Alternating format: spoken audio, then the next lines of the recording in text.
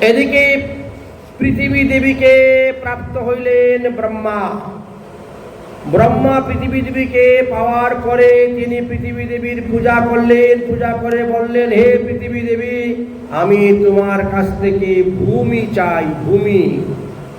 তুমি আমাকে ভূমি দান করো, আমি তোমার উপরে সৃষ্টি কার্য আরম্ভ করব। অতএব তুমি আমাকে ভূমি প্রদান করো দেবী, আমাকে ভূমি প্রদান করো। অতঃপর এবার ভূমি প্রদান করলেন পৃথিবী দেবী। ব্রহ্মা এবার মনের আনন্দে সৃষ্টি কার্য আরম্ভ করলেন। আমরা গতকালকে কিঞ্চিত সৃষ্টিতত্ত্বের কথা আলোচনা করেছিলাম। ভগবানের কাছ থেকে বর প্রাপ্ত হয়ে ব্রহ্মার প্রথম সৃষ্টি হয়েছিলেন জগৎতম এবং মহুতম ইত্যাদি, অন্ধতামশ্রীতম, এইভাবে কয়েক প্রকার সৃষ্টি তিনি করেছিলেন।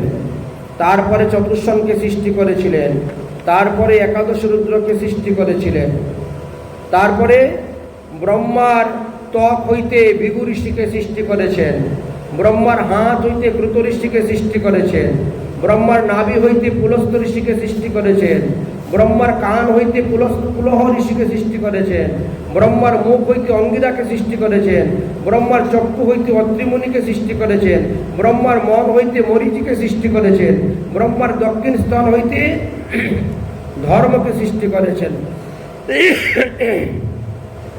ব্রহ্মার বাম স্তন হইতে মূর্তি দেবীকে সৃষ্টি করেছেন, ব্রহ্মার পৃষ্ঠ হইতে অধর্মকে সৃষ্টি করেছেন, ব্রহ্মার হৃদয় হইতে কামদেবকে সৃষ্টি করেছেন, ব্রহ্মার অধর হইতে রূপকে সৃষ্টি করেছেন, ব্রহ্মার মুখ ভ্রুযুগল হইতে ক্রোধকে সৃষ্টি করেছেন, ব্রহ্মার মুখ হইতে বাক শক্তি সরস্বতীকে সৃষ্টি করেছেন, ব্রহ্মার মেট্রস্থান হইতে সমুদ্রগণকে সৃষ্টি করেছেন, ব্রহ্মার পূর্ব দিকের মুখ হইতে ঋগ্বেদ সৃষ্টি, ব্রহ্মার দক্ষিণ দিকের মুখ হইতে যজুর্বেদ সৃষ্টি, ব্রহ্মার পশ্চিম দিকের মুখ হইতে সামবেদ সৃষ্টি এবং ব্রহ্মার উত্তর দিকের মুখ হইতে অথর্ববেদ সৃষ্টি করেছিলেন। তারপরে ব্রহ্মা যজ্ঞ অনুষ্ঠান করেছিলেন, আর যজ্ঞ অনুষ্ঠানের দ্বারা হুতা, ইচ্ছা আদি আরও অনেক কিছু তিনি সৃষ্টি করেছিলেন। তারপরে তিনি আয়ুর্বেদ, চিকিৎসা শাস্ত্র, ধনুর্বেদ, বিদ্যাশাস্ত্র, গন্ধর্ববেদ, সঙ্গীত শাস্ত্র এবং স্থাপত্যবেদ, শিল্পশাস্ত্র সৃষ্টি করেছিলেন। এইভাবে ব্রহ্মা সৃষ্টি কার্য বহু প্রকারের করেছিলেন। তারপর ব্রহ্মা চারি বর্ণ, চারি আশ্রম সৃষ্টি করেছিলেন। জানা যায় যে ব্রহ্মাই এই ব্রহ্মচর্য, গৃহস্থ, বানপ্রস্থ, সন্ন্যাস সৃষ্টি করেছিলেন। ব্রহ্মচর্য ব্রতের দ্বারাও ভগবান পদপদ্ম লাভ করা যায়। ব্রহ্মচারী ব্রতের বিধিবিধানের কথা সৃষ্টি করেছিলেন এবং কোন বর্ণ, কোন আশ্রমের লোক কিভাবে সংসার জীবন যাপন করবে ইত্যাদি তত্ত্ব কথা সৃষ্টি করেছিলেন। একবারে সমস্ত সৃষ্টিকার্য হয় নাই, ধাপে ধাপে সৃষ্টিকার্য হয়েছিল। প্রথম ধাপ, দ্বিতীয় ধাপ, তৃতীয় ধাপ, চতুর্থ ধাপ, এইভাবে ক্রমান্বয়ে ব্রহ্মা সৃষ্টিকার্য করেছিলেন। এবং সৃষ্টিকার্য করতে করতে যখন দেখলেন আর তিনি পারছেন না, তখন স্বয়ংভূ এবং শতরূপাকেই সৃষ্টি করেছিলেন। এই স্বয়ংভূ এবং শতরূপা বিবাহ করার পর স্বয়ংভূ মনির ঔরসে শতরূপার গর্ভে জন্ম নিয়েছিলেন। দুটি পুত্র সন্তান আর তিনটি কন্যা সন্তান। পুত্রদের নাম ছিল প্রিয়ব্রত এবং উত্থানপাদ, আর কন্যার নাম ছিল দেবহূতি, আকুতি এবং প্রসূতি। এই তিনজনের নাম জানা যায়। যাই হোক, ব্রহ্মা ব্রহ্মলোকে চলে গেলেন আর পৃথিবীতে সৃষ্টিকার্যে আরম্ভ হলো। সেই থেকে ব্রহ্মার আশীর্বাদে, ব্রহ্মার কৃপায় নারী এবং পুরুষ উভয়ের মিলনের মাধ্যমে সৃষ্টিকার্য প্রসঙ্গ আরম্ভ হয়ে গেল। চলছে সৃষ্টিকার্য। ব্রহ্মা প্রত্যেকটি পুত্রকে আশীর্বাদ করলেন, বরদান করলেন এবং কৃপা করলেন, যাও তোমরা সবাই বিবাহ করো এবং আপন আপন গুণ স্বভাব অনুসারে সন্তান উৎপাদন করো। এই জন্য এক একজন মুনি ঋষিগণ তারা তপস্যা করতে বসে গেছেন, কারণ তপস্যা করার পর যদি সন্তান জন্ম দেওয়া যায় তাহলে উত্তম সন্তান সেই বংশে আসে। এই জন্য আরম্ভ করলেন তপস্যা। তার মধ্যে সর্বপ্রধান তপস্যায় শ্রেষ্ঠ ছিলেন কর্দম ঋষি। একদিন দেবর্ষি নারদ তীর্থ ভ্রমণ করতে করতে করতে করতে সেই বৈষ্ণতী নগরে গিয়ে উপস্থিত হয়েছিলেন, অর্থাৎ যেখানে স্বয়ংভূ মনুর রাজত্ব ছিল। সেখানে গিয়ে তিনি উপস্থিত হয়েছেন, হয়ে কর্দম ঋষির স্বভাব চরিত্রের কথা তিনি বর্ণন করছেন। হে মহারাজ, আপনার 3টি কন্যার মধ্যে যে কোনো একটি কন্যাকে কর্দম ঋষির নিকটে আপনি বিবাহ দিতে পারেন।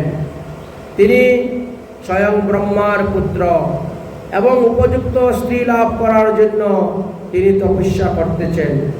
তিনি বিবাহ করিতে ইচ্ছুক, অতএব তিনাকে সঙ্গে যোগাযোগ করতে পারেন। দেবর্ষি নারদ যখন কর্দম ঋষির গুণ স্বভাব চরিত্রের কথা বলছিলেন, তখন দেবহূতি ছিলেন ঘরের ভিতরে। তিনি সবকিছু শোনার পর মনে মনে কর্দম ঋষিকে স্বামীরূপে গ্রহণ করে নিলেন।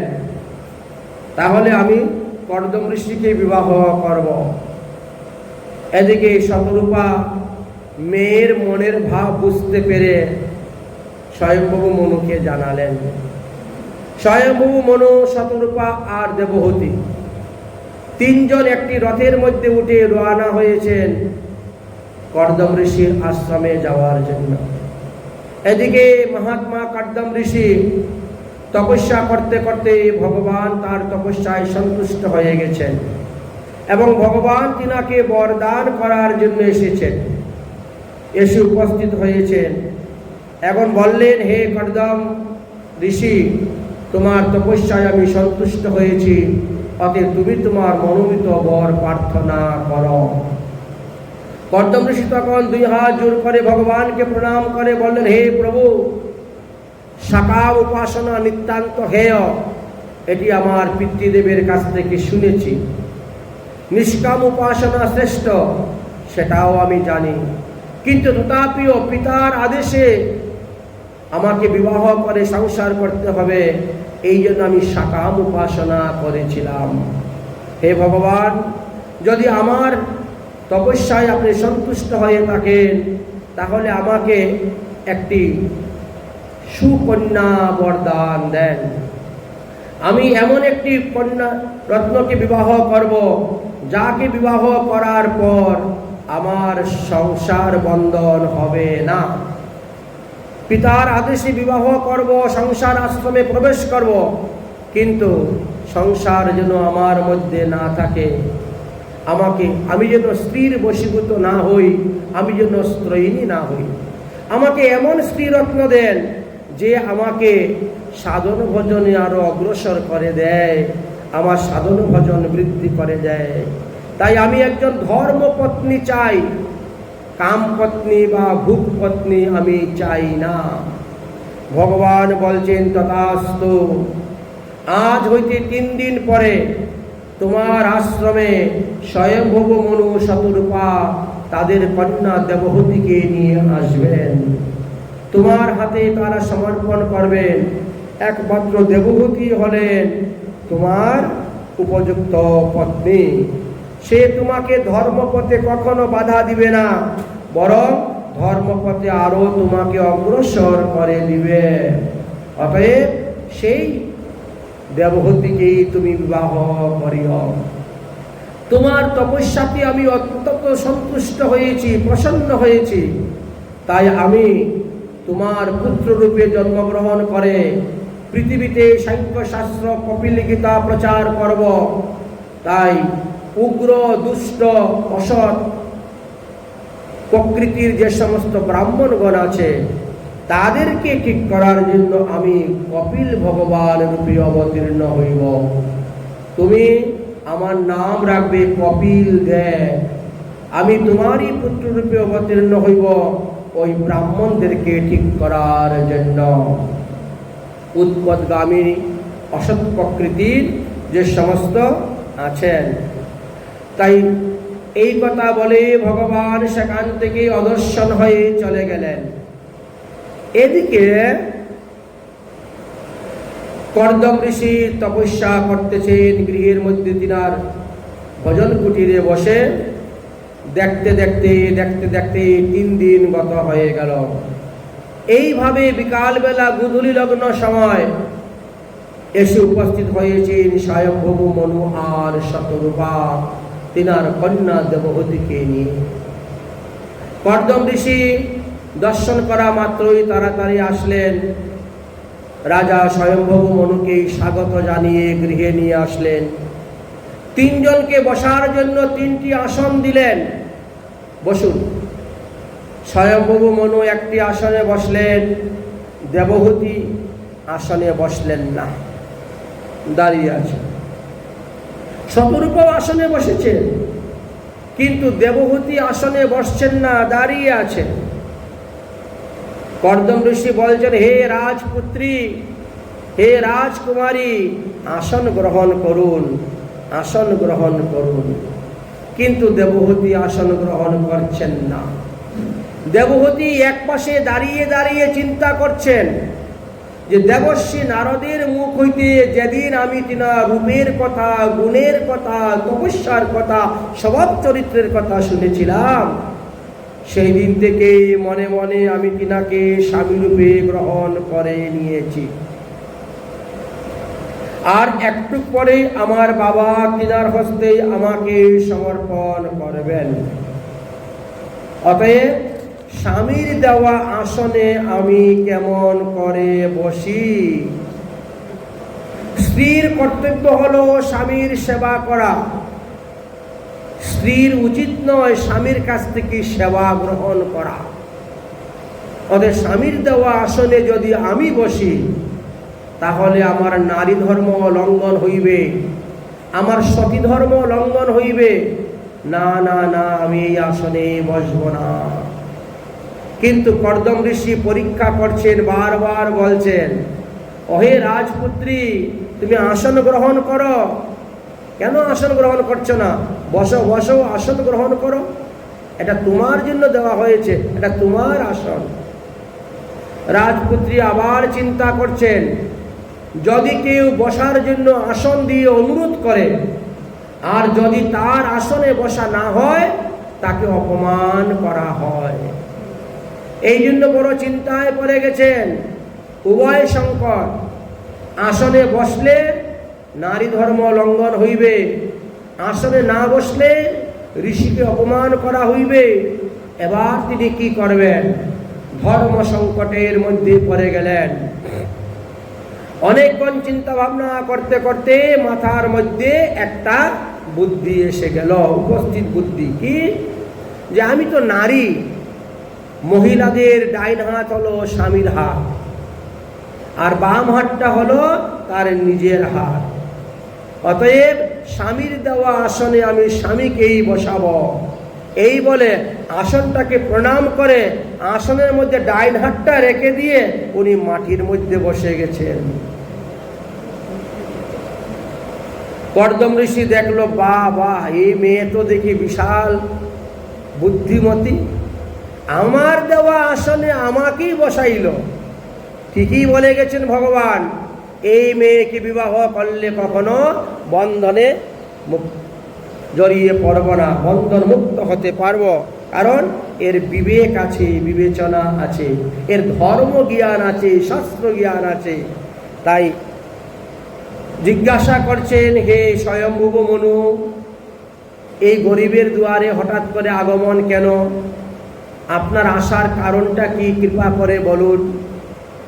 স্বয়ংভূ মনু বলছেন, হে কর্দম ঋষি, দেবর্ষি নারদের মুখে শুনলাম তুমি নাকি বিবাহ করতে ইচ্ছুক। ব্রহ্মার আদেশে তুমি বিবাহ করতে যাচ্ছ, আর তাও 10,000 বছর ধরে তপস্যা করছো। তাই তোমার স্বভাব চরিত্রের কথা শুনে বড় ভালো লাগলো। তাই তোমাকে, তোমার নিকটে আমার এই কন্যা দেবহূতিকে বিবাহ দিতে এসেছি। তুমি তার পানি গ্রহণ করে কৃতার্থ করো, আমি তাকে সম্পাদান করে যাব, তোমার হস্তে কন্যাদান করো। কর্দম ঋষি বলছেন, আপনি যা শুনেছেন তা ঠিক, এবং আপনার মেয়েরও স্বভাব চরিত্র দেখে আমারও ভালো লেগেছে। তবে বিবাহ করার আগে আমার একটা শর্ত আছে। কি শর্ত বলো?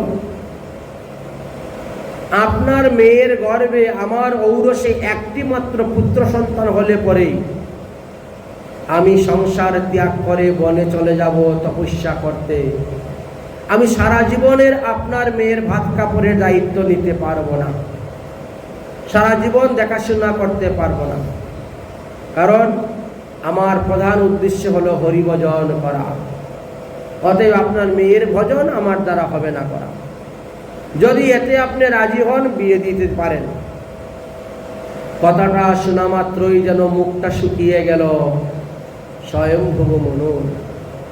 তিনি দেবহূতির মুখের দিকে তাকাচ্ছেন। ওরে মা, কি শুনছি, এত বড় একটা শর্ত! 1 বছর বা 2 বছর ঘর করবে, একটা মাত্র সন্তান হলে পরেই সে সংসার ত্যাগ করে চলে যাবে তপস্যা করতে। তোর বাকি জীবনটা দেখবে কে? কেমন করে চলবে? না না, তাহলে তো এখানে বিবাহ দেওয়া যায় না। মেয়ের ভবিষ্যৎটা কি হবে? বড় চিন্তায় পড়ে গেছেন। তাই মুখটা শুকিয়ে গেছে, মুখটা মলিন হয়ে গেছে বদনটা। দেবহূতি বলছেন, বাবা, আমার তো ওই রকম স্বামীরই দরকার। আমি সারা জীবন নকল স্বামীর সেবা করব কেন? আমার একটা সন্তান হয়ে গেল, আমি পিতৃঋণ থেকে মুক্ত হয়ে গেলাম। বাকি জীবনটা আমি স্বয়ং ভগবানের ভজন করব, আসল স্বামীর ভজন করব সারা জীবন। আমি কেন সারা জীবন নকল স্বামীর সেবা করে যাব? আমার এই রকম স্বামীরই দরকার। এখন যেখানে মেয়ে রাজি আছে সেখানে তার অসুবিধা নেই। এই জন্য স্বয়ংভূ মনু এই গুধূলি লগ্নেতে বিবাহ দিয়ে দিলেন, কন্যা সম্পাদন করলেন। দেখো, বিবাহের আমাদের অনেকগুলি শুভ যুগ থাকে। পঞ্জিকা খুলে দেখলে পরে আপনার মাথা খারাপ হয়ে যাবে।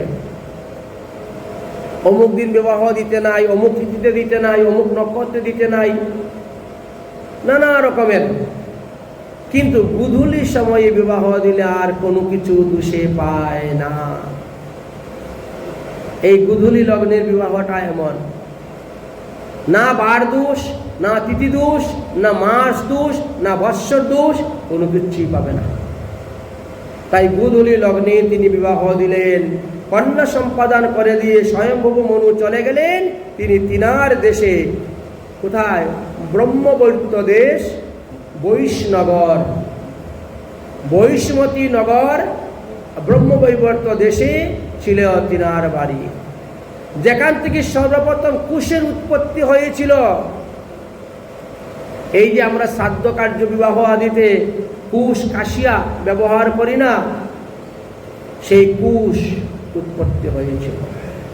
ভগবান বরাহদেব পৃথিবী দেবীকে রসাতল থেকে তুলে আনার পর যখন শরীরটাকে ঝাড়া দিয়েছিলেন, তখন ভগবান বরাহদেবের শরীর থেকে যে লুম পড়েছিল, সেই লুম থেকে এই কুশের উৎপত্তি হয়েছে। তাই কুশ অত্যন্ত পবিত্র। একটা কুশ দিয়ে আপনি 10টা শ্রাদ্ধ করতে পারবেন, 10টা ধুইলেই শুদ্ধ। একবার হাতে দিয়ে করলেন, হয়ে গেল, খুলে ধুইয়ে রেখে দিলেন। আবার এটা হাতে দিয়ে আরেকজনে করতে পারবে, আবার আরেকটা হাতে দিয়ে আরেকজনে করতে পারবে, শুদ্ধ। তাই কুশ অত্যন্ত পবিত্র এবং শুদ্ধ। কুশ কখনো বাসি হয় না, অপবিত্র হয় না। ঠিক তেমনিভাবে লুম বস্ত্র, মেষের লুম দ্বারা তৈরি করা যে সমস্ত বস্ত্র, সেইগুলাও শুদ্ধ, সেইগুলা অশুদ্ধ হয় না। সেইগুলা পরে আপনি মলমূত্র ত্যাগ করতে পারবেন, শয়ন করতে পারবেন, ভোজন করতে পারবেন, কোথায়ও গমন করতে পারবেন, তথাপিও সে অপবিত্র হবে না। সে বাতাসে এবং রুদ্রেই শুদ্ধ হয়ে যায়। কিন্তু সুতি কাপড় না ধোয়া পর্যন্ত শুদ্ধ হবে না। সুতি কাপড় পরে যদি আপনি একবার বাথরুমে যান, ওটা পরে দ্বিতীয়বার ঠাকুর সেবা করা যাবে না।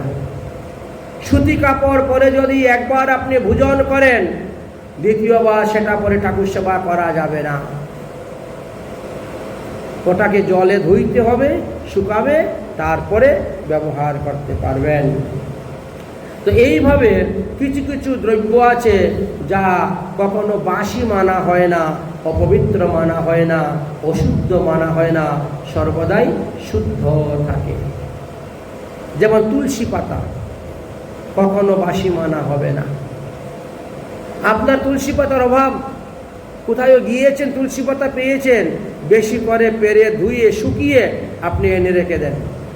শুকনা তুলসী পাতা দিয়ে আপনি পূজা করেন, ভোগ লাগান, কোনো দোষ হবে না, সারা বছর করুন। যেহেতু আপনার এখানে তুলসী পাতা হয় না,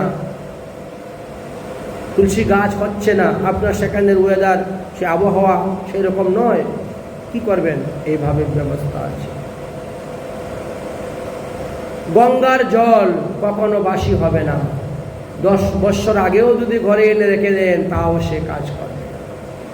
তো যাই হোক, স্বয়ম্ভু মনু কিভাবে বিবাহ দিলেন? গোধূলি লগ্নে বিবাহ দিলেন। এই বিবাহ হলো 8 প্রকার, 1-2 প্রকার নয়, বিবাহ আছে 8 প্রকার। ব্রহ্ম বিবাহ, দৈব বিবাহ, আর্য বিবাহ, প্রজাপত্য বিবাহ, আসুর বিবাহ, গন্ধর্ব বিবাহ, রাক্ষস বিবাহ আর পিশাচ বিবাহ। এই 8 প্রকারের বিবাহ হয়ে থাকে। তার মধ্যে প্রথম 4টি বিবাহ হলো শ্রেষ্ঠ, উত্তম। পরের 4টি বিবাহ, এগুলোকে অধম, নিকৃষ্ট বিবাহ বলা হয়। প্রথম 4টি বিবাহকে তা শাস্ত্রে বলে গেছেন। এই প্রথম 4 বিবাহের দ্বারা যে সন্তান উৎপন্ন হয়, তারাই পিতৃকুল মাতৃকুল উদ্ধার করতে পারে। পরের যে 4 রকম বিবাহ, এর দ্বারা হয় না। অনেকের জন্মকুষ্ঠিতে লেখা থাকে ওই মেয়ের 2 বিবাহ হবে, 3 বিবাহ হবে, বা 3-এর অধিক বিবাহ ইত্যাদিও লেখা থাকে, দেখা যায়। তাহলে কিভাবে? আসুন, প্রথমে আমরা ব্রহ্ম বিবাহ সম্পর্কে আলোচনা করব। ব্রহ্ম বিবাহ কাকে বলা হয়? শাস্ত্র জ্ঞান আছে চরিত্রবান সুপাত্রর নিকটে পাত্রী সম্পাদন করা, মাতা পিতা দেখে শুনে, সমাজ পঞ্চায়েত দেখে শুনে যে বিবাহ দেওয়া হয়। কন্যাকে সুন্দরভাবে অলঙ্কারে সুসজ্জিত করা হয়, বৈদিক বিধি করে, অগ্নি সাক্ষী করে, সূর্য সাক্ষী করে, ব্রাহ্মণ সাক্ষী করে, সমাজ সাক্ষী করে যে বিবাহ দেওয়া হয়, তাকে বলা হয় ব্রাহ্ম বিবাহ। দৈব বিবাহ কাকে বলা হয়? যজ্ঞ অনুষ্ঠান কালে যিনি সেই যজ্ঞের পুরোহিতের নিকটে যদি অলঙ্কৃত সুসজ্জিত কন্যাকে দান করা হয়, তাকে দৈব বিবাহ। মনে করো কোনো কারণে কন্যা লগ্নভ্রষ্ট হয়ে গেছে, বা কোনো কিছু হয়ে গেছে, বা যে বর আসার কথা ছিল সে রাস্তায় দুর্ঘটনা, অ্যাক্সিডেন্ট হয়ে গেছে, এখন কি করা যায়? তখন যাকে তাকে যখন তখন পায়ে ধরে, বা সেই পুরোহিত বা অন্যর কাছেই হঠাৎ করে বিবাহ দেওয়া হয়ে গেল, সেটা হলো দৈব বিবাহ। আর্য বিবাহ কাকে বলা হয়? শাস্ত্র অনুসারে পাত্রের নিকট হইতে একটি বৃষ বা গাভী চেয়ে নেওয়া হয়, আর তার বিনিময়ে তাকে কন্যাদান করা হয়, সেটাকে বলা হয় আর্য বিবাহ। তারপরে হলো প্রাজ্ঞপত্য বিবাহ, প্রজাপত্য বিবাহ। বর্তমান সমাজ ব্যবস্থার মধ্যে যে বিবাহ আছে, এটা প্রজাপত্য বিবাহ হয়, কারণ এতে বহু শর্ত থাকে। এই দিতে হবে, ওই দিতে হবে, সেই দিতে হবে। দেখেন না, 5 লাখ টাকা দিতে হবে, 5 ভরি সোনা দিতে হবে, একটা মোটরসাইকেল দিতে হবে, তারপর আর কত কিছু দাবি। এইগুলা এই যে উভয়ের মধ্যে দাবি দাওয়া মিটানোর পর বিবাহ দেওয়া হয় তাকে বলা হয় প্রজাপত্য বিবাহ। তারপরে হলো আসরিক বিবাহ। কন্যার অভিভাবক স্থানীয় যিনি আছেন, অর্থাৎ কন্যার পিতা, মাতা, ভ্রাতা, গুরু স্থানীয় যারা আছেন, পাত্র যথাসাধ্য অর্থ, ভূমি, বাড়ি, ঘর, ধনাদি দান করে পাত্রপাত্রীকে গ্রহণ করা হয়, সেটাকে আসরিক বিবাহ বলা হয়েছে। তারপরে আরেকটি বিবাহ হলো গন্ধর্ব বিবাহ।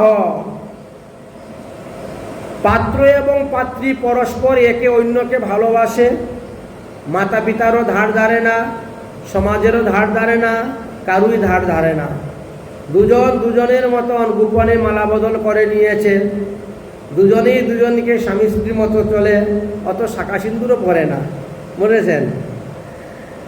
এইরকম ভাবে মানে মাতা পিতা অভিভাবকের অনুমতি ছাড়া নির্জনে গোপনে যে বিবাহ কার্য করা হয়ে যায় সেটা হলো গন্ধর্ব বিবাহ। এবার আসলো রাক্ষস বিবাহ। কন্যা পক্ষের ব্যক্তিদেরকে মেরে পিটে কন্যাকে জোর করে তুলে নিয়ে চলে গেল, করে নিয়ে বিবাহ করে নিল।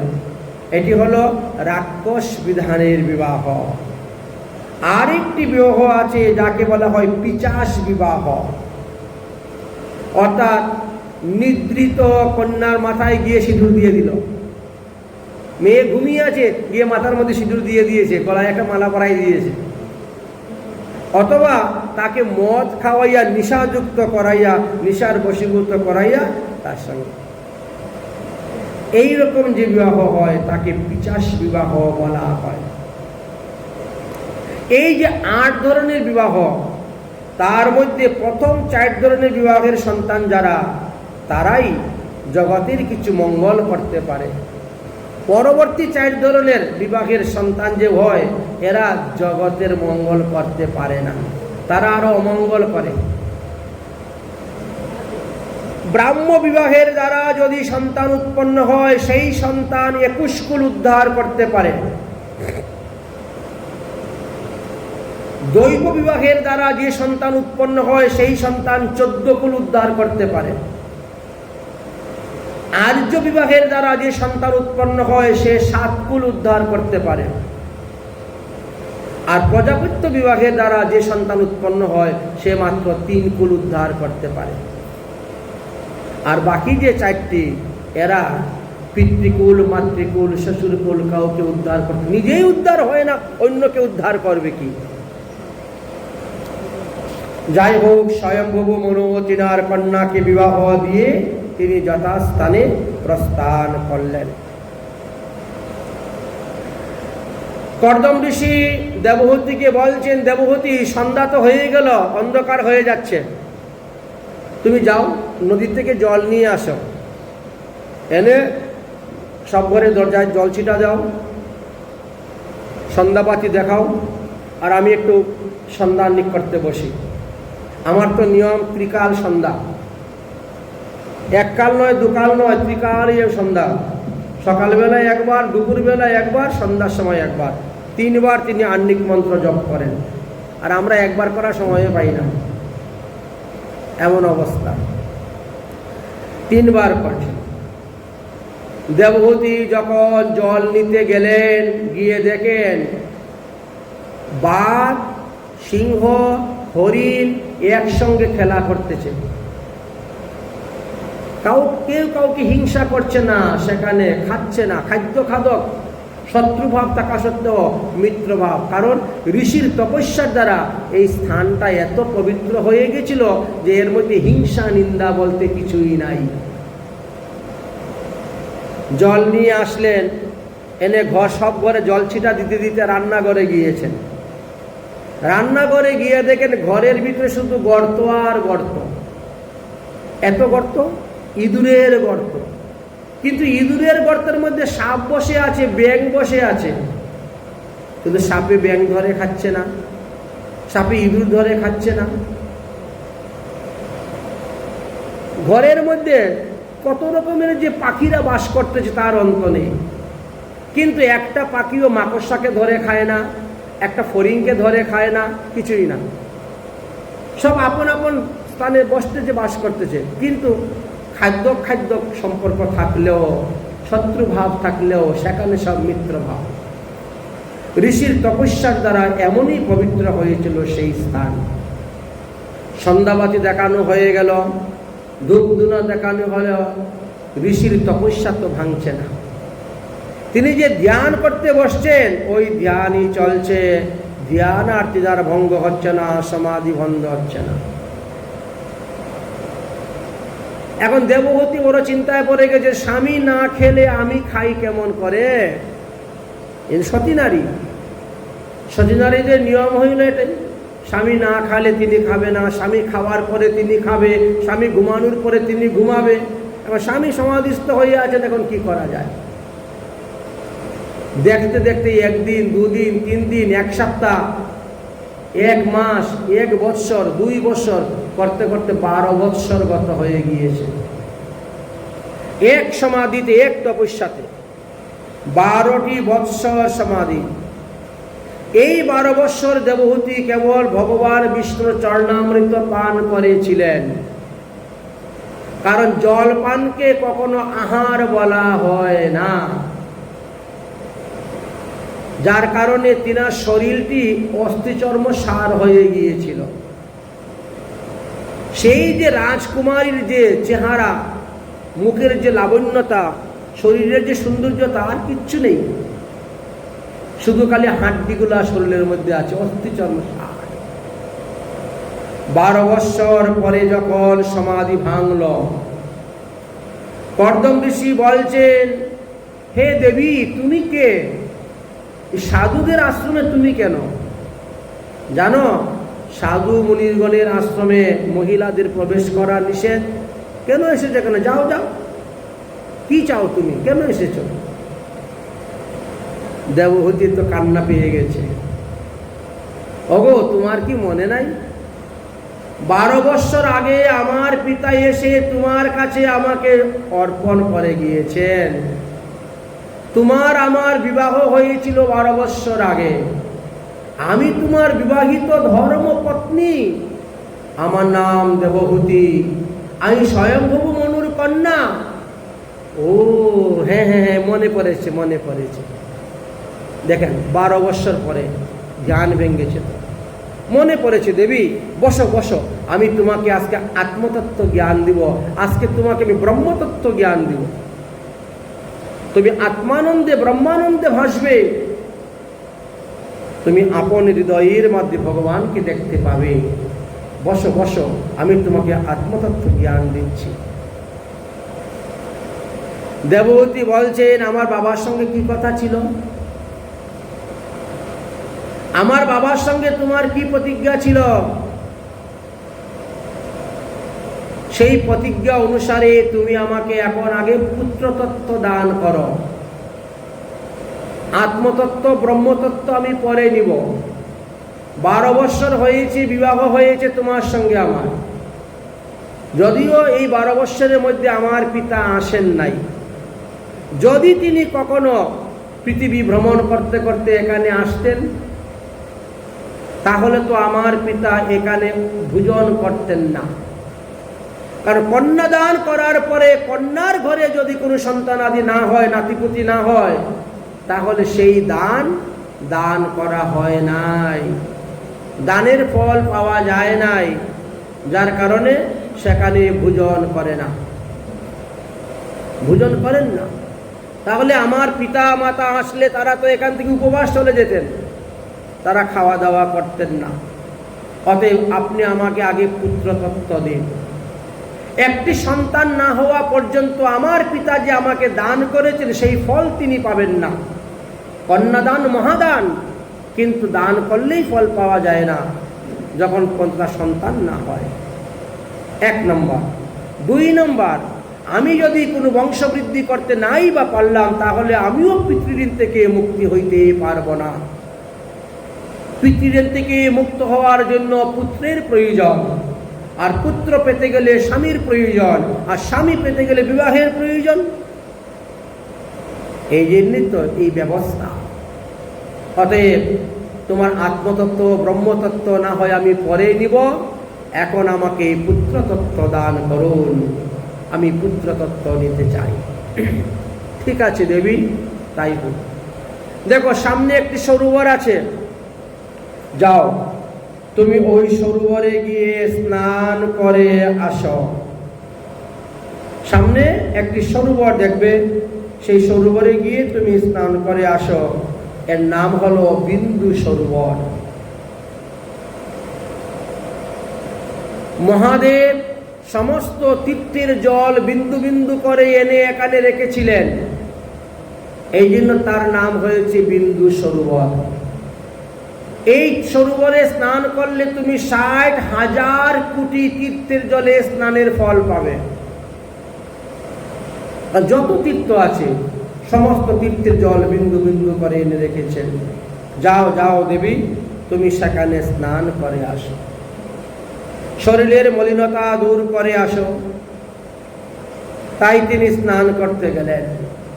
যখন দেবহূতি স্নান করতে গিয়েছেন, কর্দম ঋষি তখন তিনি নিজের তপস্যার দ্বারা তিনি একখানা বিমান তৈরি করেছিলেন, যে বিমানের মধ্যে 9টি তালা ছিল, 9টি ঘর ছিল। এক একটি ঘরে এক এক রকম ব্যবস্থা। কোথায় বসে গল্প সল্প করা, কোথায় শয়ন করা, কোথায় ভোজন করা, ইত্যাদি ইত্যাদি, কোথায় ভ্রমণ করা, এমনভাবে বিমান তৈরি করেছে। বিমানটার কোনো ড্রাইভার নেই, পাইলট নেই। বিমান চলবে কর্দম ঋষির মনের গতিতে। তিনি মনে যা ইচ্ছা হবে তাই, বিমান দাঁড়াও দাঁড়িয়ে যাবে, বিমান ডাইনে ঘুরো, বিমান বামে ঘুরো, বিমান উপরে উঠো, বিমান নিচে নামো, বিমান আকাশমার্গে দাঁড়িয়ে যাও। কোনো তেল নাই, মোবিল নাই, গ্যাস নাই, ব্যাটারি নাই, বাস, ড্রাইভার নাই, এমন বিমান তৈরি করেছেন। এর সৃষ্টির একেবারে প্রথম। আর নিজের শরীরকে তিনি 9 ভাবে বিভক্ত করে 9 জন কর্দম ঋষি হয়েছেন। হয়ে 9টি ঘরে 9 জন কর্দম ঋষি হয়ে বসে আছেন। দেবহূতি এবার স্নান করতে গিয়ে যখন বিন্দু সরোবরে ডুব দিয়েছেন, তখন বরুণালয়ে তিনাকে নিয়ে চলে গেছে। বরুণালয়ে নিয়ে গিয়ে তিনাকে উত্তম রূপে স্নান শৃঙ্গার করে 16 শৃঙ্গারে সাজাইয়ে দিয়েছে ওরা। আজ দেখতে একবারে রাজপুত্রীর মতন চেহারা হয়ে গেছে। আবার কর্দম ঋষি ডাকতেছেন, দেবী এদিকে আসো, এদিকে আসো, এখানে উঠো, এখানে উঠো। এখন দেবহূতি যখন যে ঘরে যায় সেখানেই কর্দম ঋষিকে দেখতে পায়। 1 তলায় যাক, 2 তলায় যাক, 3 তলায় যাক, সব জায়গায় কর্দম ঋষি বসে আছেন। এমন মায়া বিস্তার করেছেন, এমন তপস্যার শক্তি তিনার মধ্যে ছিল।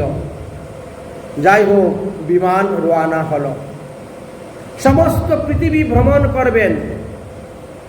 আকাশ মার্গে থেকে তাদের উভয়ের মিলন হলো। সেই মিলনে দেবহূতি গর্ভবতী হলেন এবং নির্দিষ্ট সময়ে তিনি 9টি কন্যা সন্তান প্রসব করলেন। 9টি কন্যা সন্তান তিনি জন্ম দিলেন।